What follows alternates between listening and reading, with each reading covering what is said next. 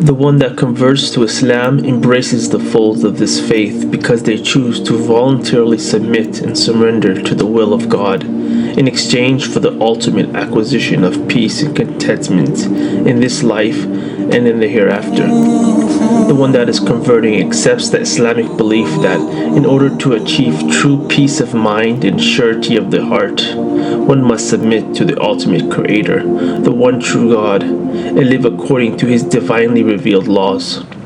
The one that converts comes to the understanding that no one is worthy of his worship and veneration except the one true Creator, the Creator of this world and everything it contains. He realizes that the only true purpose of his life is to find God, build a relationship with Him, and follow His commandments. The one that is converting comes to the realization that God the Almighty would not leave him or her in the darkness without showing them and guiding them regarding the manner in which He wants them to live. To this end, He, God, chose messengers and prophets throughout history to send to different nations at different times to communicate His message to humanity, to demonstrate how one should live and to teach mankind about Himself. In addition, these prophets came with glad tidings, stating that whoever worships the one God without any partners and lives a righteous life while obeying God's commands will enter paradise eternally. And whoever worships anyone other than Allah and does not follow God's commandments will enter the hell eternally. Islam is not a new religion, but rather embodies the eternal act of submitting to the will of God. It is, indeed, the only acceptable religion in the sight of God. Islam is the true natural religion and offers the same message revealed through the ages to all of God's prophets and messengers. The one that is converting realizes that Islam will change his or her life for the better, and that Islam will provide the light to guide them in their life as well as grant them true salvation from the eternal hellfire. The one that searches for his purpose in life as well as for his Creator and is sincere and curious to learn the truth, that person will eventually be guided to the truth by the will of God and by His mercy, love, and justice. God guides whom He wills and whom He pleases. My dear brother or sister, if you have the desire to be Muslim and have a strong conviction and belief that Islam is the true religion of God, then you are ready to embrace the folds of Islam. In Islam, every action begins with one's intention, so one starts by setting the intention in their heart to embrace Islam for the sake of God alone. It's highly recommended that you take a bath or a shower to symbolically purify and cleanse yourself of your past life and your past sins. It's also recommended that you wear good clothes on the day of conversion.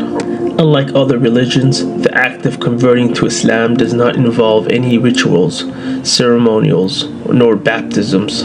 All the one has to do is to declare the testimony of faith, which is known as the Shahada in Arabic, or the Declaration of Faith in English, which is the first of 5 pillars of Islam. These 2 statements encapsulate all of the beliefs of Islam.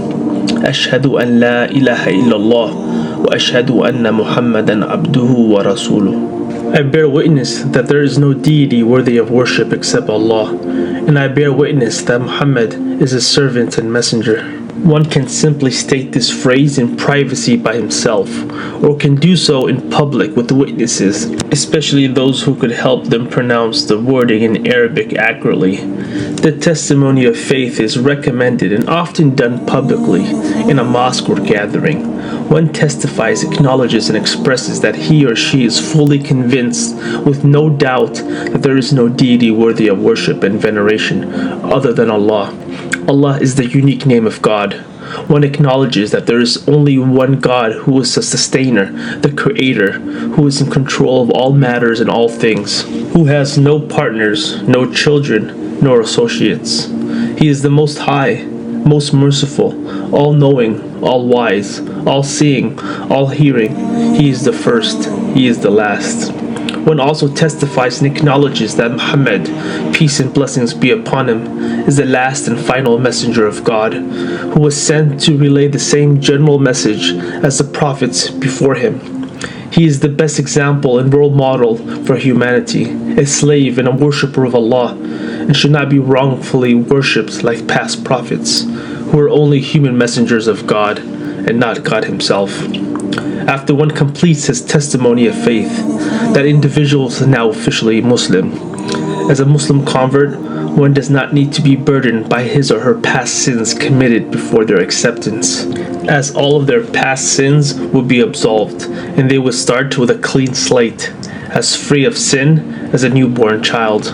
Not only that, but all of their past sins will be converted to good deeds. One should attempt to the best of his ability to keep his slate clean as much as possible, and do as many good deeds as he or she can. The new convert should make a lot of supplications to God, asking Him to continue to guide him or her to the straight path, and lead him or her to paradise, and everything else they desire, in this world and beyond.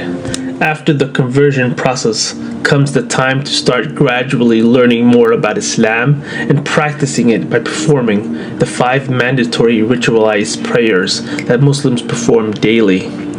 A new convert should not try to learn all aspects of the faith at once, as they may end up feeling overwhelmed. Instead, one should continue to learn and grow his faith over an extended time period.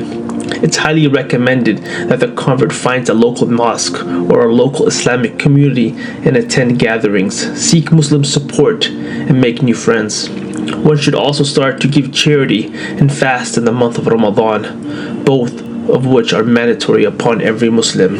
For people still unsure as to whether or not they should convert to Islam, they can pray to God without specifically naming Him. Just pray out and say, "Oh, you who created me, please guide me to the truth." Also, continue to research and look further at the overwhelming evidence and proofs that Islam offers to affirm its existence and validity. Do not procrastinate, and do not take this matter of faith lightly, as you are not guaranteed tomorrow. Your test, your life, can end at any moment. Realize, my brother or sister, that you did not come to this video by random or by chance. You were guided here by your Creator. May your journey to the answer and to the truth be pleasant and successful.